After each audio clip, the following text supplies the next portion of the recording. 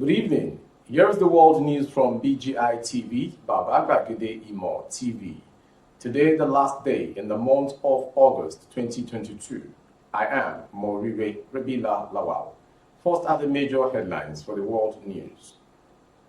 Pipeline contracts. Akeredolu knocks FG on state security.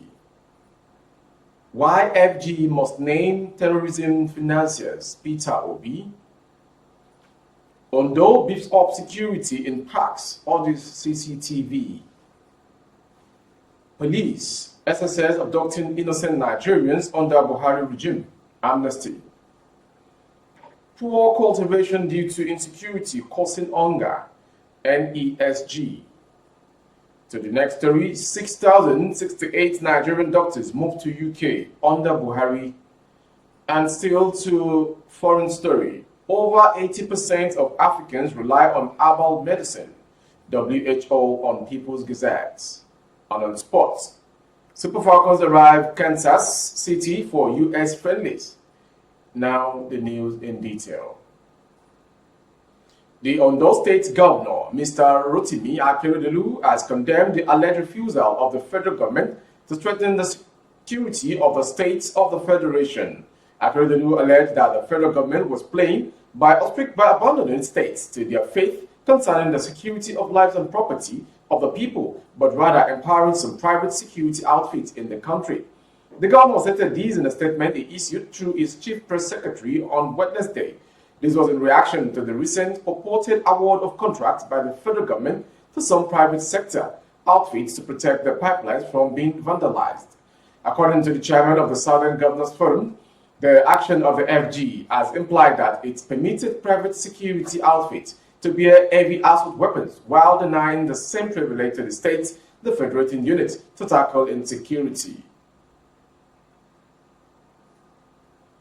To the next story.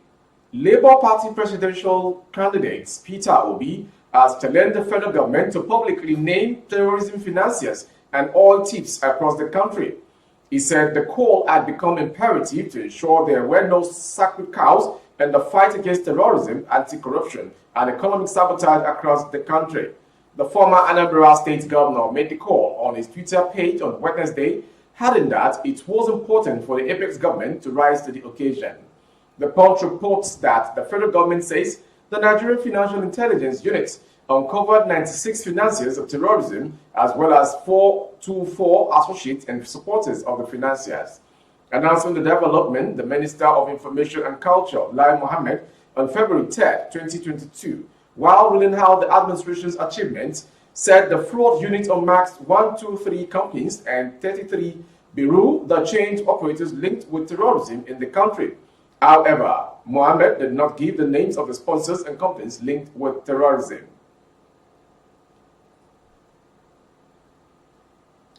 Back to Ondo State. The Ondo State Governor, Mr. Rotimi Akeredolu, has asked the commercial drivers' unions in the state to always be security conscious in their various parks across the state.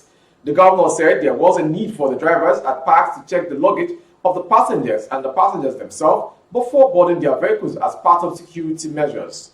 He gave the charge at a two-day training organized by the State Ministry of Transportation in conjunction with High Point Nigeria Limited for the executive and members of the state chapter of the Road Transport Employers Association of Nigeria, held at Obaile in the Akure North local government area of the state on Tuesday. Akeredolu, who was represented at the event by a special advisor on transportation, Toby Ogunleye, said the training was to sensitize members of the association on the security and security of the passengers on the road in the light of recent security challenges in the country. He also warned the vehicle inspection officers across the states to desist from the act of extorting motorists on the road, saying the current administration in the states has zero tolerance for corruption. In his remarks, the state Amoteco Corps member Adetunji Adeleye also urged the commercial drivers to assist the corps in the fight against insecurity in the states. Moving forward from the world news. Nigeria must show genuine commitment to ending enforced disappearances. Families of victims of enforced disappearance let down by the authorities that the artist still missing after abduction by gunmen 3 years ago. No accountability for families of victims of enforced disappearance. Nigerian authorities must show genuine commitment to ending the heinous crime of enforced disappearance, which is still prevalent in the country, says Amnesty International Nigeria to mark the International Day of Disappearance. When people are arrested by state agents without any trace of their whereabouts and the state denies knowledge of where they are, their families are exposed to unthinkable suffering. They find it difficult to move on as they wait each day in anguish, hoping their loved ones return, says Osai Ojigo, Director Amnesty International Nigeria. Between 2020 to 2022, Amnesty International Nigeria has documented several cases of enforced disappearances, mass arrest, torture, extortions, ill treatment, and extrajudicial executions by law enforcement officers responding to the activities of IPOB in the southeast and southwest, says Osai Ojigo. The mother of a 34-year-old father of three, who disappeared since 6 February 2022 after arrest by the police from the state command Owerri, Imo State, told Amnesty International that my son was arrested on 6 February 2022. Since his arrest, we have made effort to locate his whereabouts, but to no avail. The police warned us not to come near their offices. Nobody knows where he's dead or alive. In a similar case of enforced disappearance, Sunday Unwafo, a 47-year-old businessman, was last seen on 27th February 2020 after his arrest by army officials from 140 Brigade Ohafia, Abia State.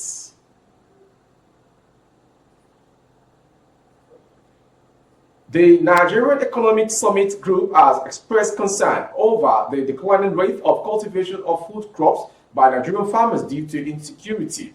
This was made known by the Chief Operating Officer, NESG, Dr. Tayo Adeloju, on Tuesday during an Agriculture and Food Security Nexus Validation and Consolidation Symposium in Abuja. Adeloju, who is also the Project Director for the High-Level Forum on the Sustainable Development Goals, noted that there was the need for urgent action for Nigeria to be food sufficient, while lamenting that there was a huge gap between the supply and the demand of food crops, adding that the country was not producing enough to meet local demand, leading so many citizens to suffer from hunger and starvation. He said, some of the jobs we are creating in agriculture remain unsustainable.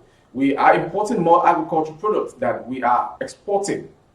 The cultivation rate is going down. There is need for urgency to act. There are things we can do internally and externally to make things better. We need to improve heavily on our ability to meet the Sustainable Development Goals 2030. From that story, we go to the next story before the foreign story. No fewer than 6,068 medical doctors moved to the United Kingdom since the regime of the President, Major Muhammadu Buhari, retired, stated in the 2015 The Punch report. According to data obtained from the General Medical Council of the United Kingdom, the total number of Nigeria-trained doctors who migrated to the UK as of August 30, 2022 stood to 10,096 doctors. Nigerian doctors who got medical qualifications in school outside the country are not included in the data. The data revealed that 233 Nigerian doctors passed the examination to practice in the UK in 2015. The number increased to 279 in 2016, while the figure was 475 in 2017. In 2018, the figure rose to 852, while it further increased to 1,347 in 2019. In 2020, the figure was 833, despite the fact that the GMC closed operations during the COVID-19 pandemic. The figure for 2021 was put up at 932. So far in 2022, the data revealed that 1,107 Nigerian doctors have been licensed to practice in the UK. And to the foreign story. The World Health Organization, WHO, says over 80% of Africa's population relies on traditional medicine for their primary health care. Matshidiso Moeti, WHO Regional Director for Africa, disclosed these in the message to the 2022 African Traditional Medicine Day. Still today, 80% of the continent's population relies on traditional medicine for their basic health needs, she said. According to her, 40 African countries have developed national traditional medicine policies. She also said member states had used the day to catalyze discussions forums around national policies on traditional medicine, cultivation of medicinal plants. These activities prompted more than 40 African region countries to develop national traditional medicine policies by 2022, up from only 8 in 2000, added Ms. Mohetti. 30 countries had also integrated traditional medicine into their national policies, a 100% improvement on the situation in 2000. According to Ms. Mohetti, 34 research institutes in 26 countries are currently dedicated to traditional medicine research and development. Finally, on sports. Super Falcons of Nigeria are in the United States of America on a 2-match tour where the United States women's national team, where their first of the 2 matches taking place at the Children's Mercy Park in Kansas City, Kansas on Saturday, 3rd September. Both teams will have qualified for next year's FIFA Women's World Cup finals in Australia and New Zealand, will have a go at each other's jugular once more at the Audi Field in Washington, D.C. on Tuesday, 6th September. Coach Randy Waldrum has picked 4 members of the Nigeria's under-20 girls that reached the quarterfinals at the just concluded FIFA Under-20 Women's World Cup in Costa Rica, namely defenders Oluwatosin Dimeyi and Rafiat Imran, and midfielders Esther Onyenezide and Deborah Abiodun. Home-based professionals Christy Ohanyaku, Akudo Ogbonna, and Gift Monday are also in the delegation. First-choice goalkeeper Chiamaka Nnadozie, defender Osinachi Ohale, midfielder Tony Payne, and forward Rasheedat Ajibade and Uche Nakano will provide the spine for an interesting Nigeria selection. That concludes the world news from BGI TV. Before we go, some major headlines.